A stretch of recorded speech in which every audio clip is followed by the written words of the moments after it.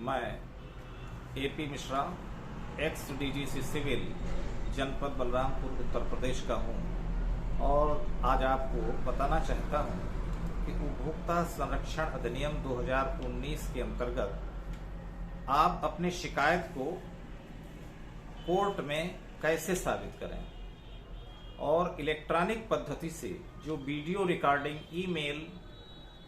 या सीसीटीवी कैमरे के जो साक्ष्य हैं उसको आप शिकायत के परिप्रेक्ष्य में कैसे साबित करेंगे। मित्रों, जानते हैं कि किसी भी शिकायत को आप करते हैं तो आपकी ये जिम्मेदारी है कि वो कोर्ट हो, आयोग हो, उसके समक्ष उस शिकायत को साक्ष्य के द्वारा साबित करना पड़ता है। केवल लिखकर देना ही पर्याप्त नहीं है। ऐसी स्थिति में शिकायत को साबित करने की प्रक्रिया आपको जानना आवश्यक है। उपभोक्ता कोर्ट में किसी भी गुड्स को आप खरीदते हैं अथवा कोई सर्विस प्राप्त करते हैं तो ऐसे में जो गुड्स खरीदते हैं या सर्विस प्राप्त करते हैं, वो जो शिकायत आप विपक्षी के विरुद्ध करते हैं उसको अभिलेखीय साक्ष्य से साबित करना होता है। इसके लिए ये आवश्यक है कि आप जो सेवा लिए हैं उस सेवा के बदले में जो मूल्य चुकता किए हैं उसकी रसीद होनी चाहिए, अथवा जो गुड्स आप खरीदे हैं और उस गुड्स को खरीदने के बदले में जो मूल्य भुगतान किया है उसका रसीद आपको व्यापारी से प्राप्त करना चाहिए। और इस अधिनियम में व्यापारी का यह दायित्व है कि वो अपने अभिलेखों को अच्छे तरीके से व्यवस्थित रखेगा और आपको रसीद नियमानुसार देगा। प्रश्न ये पैदा होता है कि यदि कोई रसीद आपकी गुम हो गई है, खो गई है, तो ऐसी स्थिति में क्या होगा। ऐसी स्थिति में आपकी रसीद अगर खो गई है तो आपके पास फोटो स्टेट रसीद है तो वो विधिमान्य है, लेकिन अगर फोटो रसीद भी नहीं है, ऐसी स्थिति में यदि आप किसी दुकान पर जाते हैं और वो अपने कार्ड पर एक अमाउंट लिख देता है कि इतना अमाउंट आपने दिया है, इतना अमाउंट बाकी है, तो वो स्लिप भी काम कर सकती है। अथवा यदि आप कोई सेवा लेते हैं, कोई सामान लेते हैं, उसके बदले में कोई भुगतान आपने चेक के द्वारा, आरटीजीएस के द्वारा किया है, तो ये एक महत्वपूर्ण साक्ष्य है, उसकी प्रिंट लगा देंगे तो अगर रसीद गुम हो गई है तब भी आपका वो साक्ष्य माना जाएगा। अब प्रश्न ये होता है कि अन्य न्यायालयों की तरह आयोग के समक्ष आपको कोई गवाह नहीं पेश करना होता है, न गवाह से जिरह करने की कोई जरूरत पड़ती है।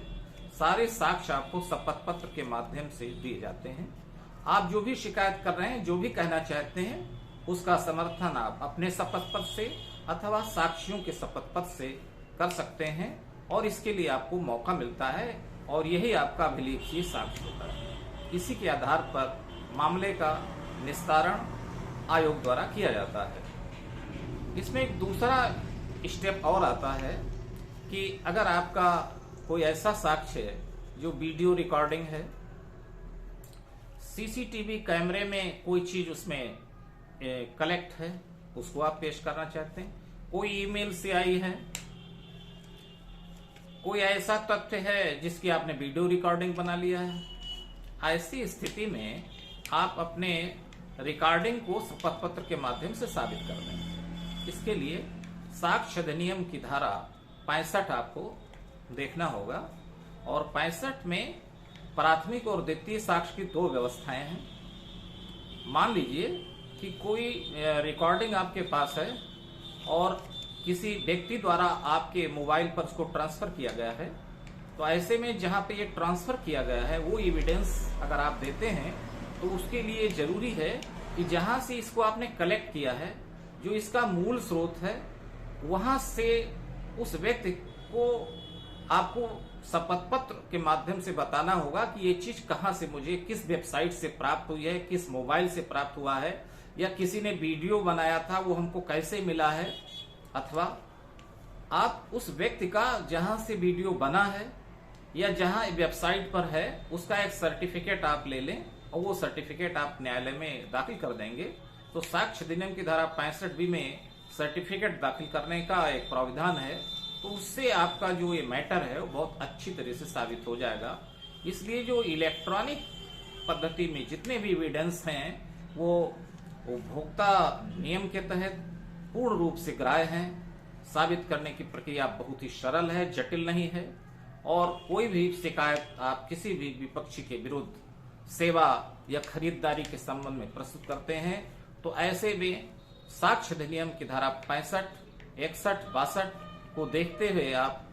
स्वयं अथवा अपने अधिवक्ता के माध्यम से शिकायत को साबित करें। निश्चित रूप से आपको न्याय मिलेगा। धन्यवाद।